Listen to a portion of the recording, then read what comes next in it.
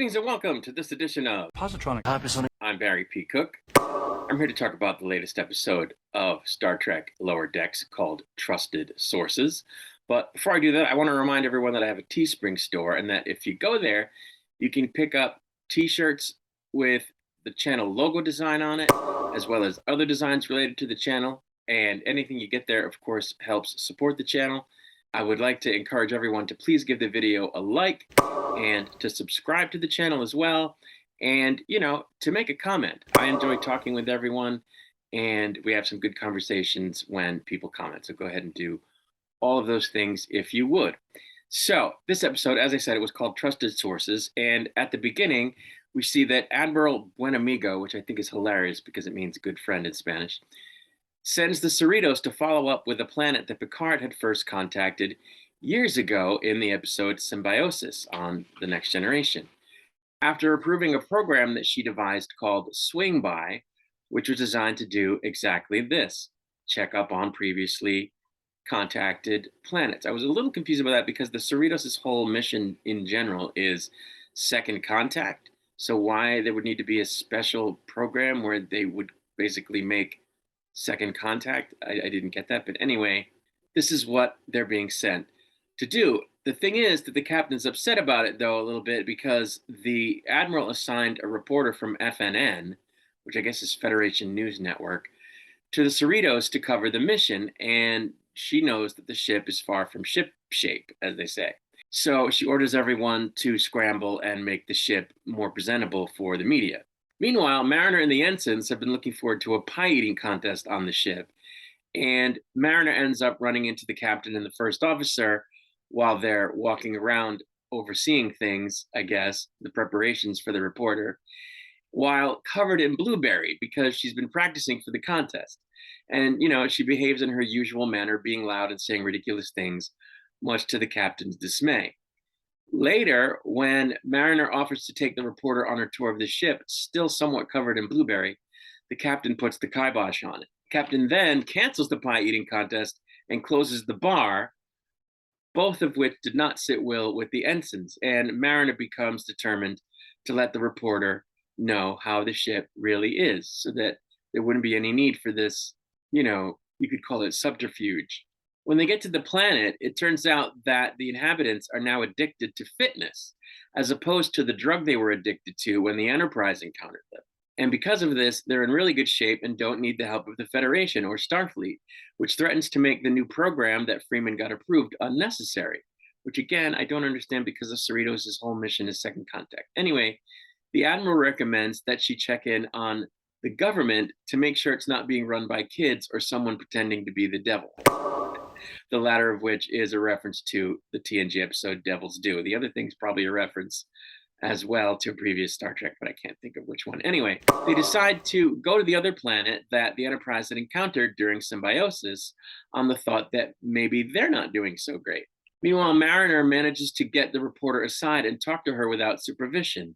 And then when the reporter meets with the captain again, after interviewing Mariner and other crew members, she confronts the captain about all the weird stuff she's heard about from, all her interviewees that's taken place on the ship during, the first two seasons, and even this season, I think, which is all stuff, from previous episodes. So the captain loses it on Mariner and tells her she's not only shipping her off to Starbase 80, but that she doesn't even know if she can consider her a daughter anymore.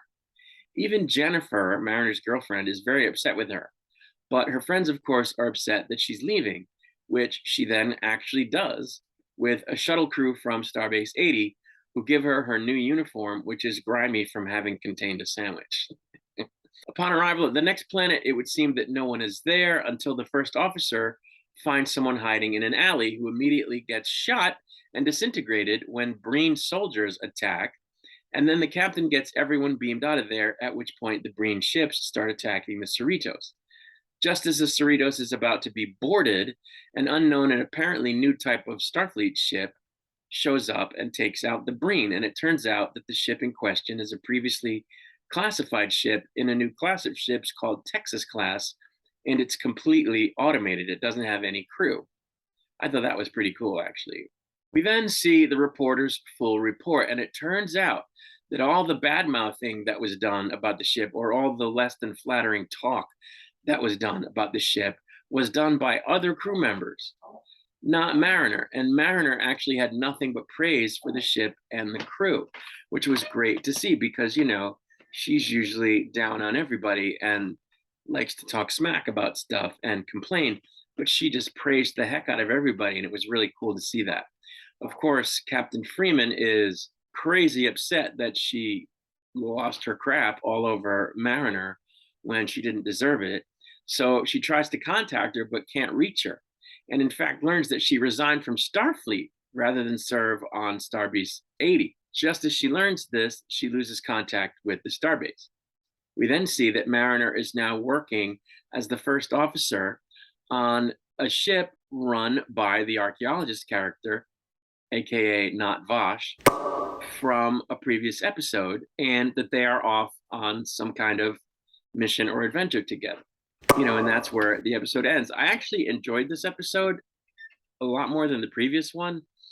And, I've sort of reevaluated the previous episode because it turns out I had kind of gave it short shrift. It was a little more poignant than I thought it was, because of the comments that Sulu makes about how he's lost a lot of friends in his life, which of course is not only true of Sulu, but true of George Takei, being that he and Walter and Bill Shatner are the only ones left. And it was kind of lost on me in the moment. And that's because they kind of overkilled it with the references in that episode, which is something I've been talking about, I've talked about before, and, that other YouTubers have talked about.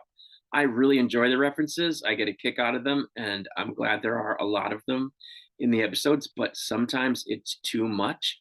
And last episode was too much, and I kind of missed some of the more cool moments of the story they were trying to tell. That didn't happen in this episode because there were virtually no references.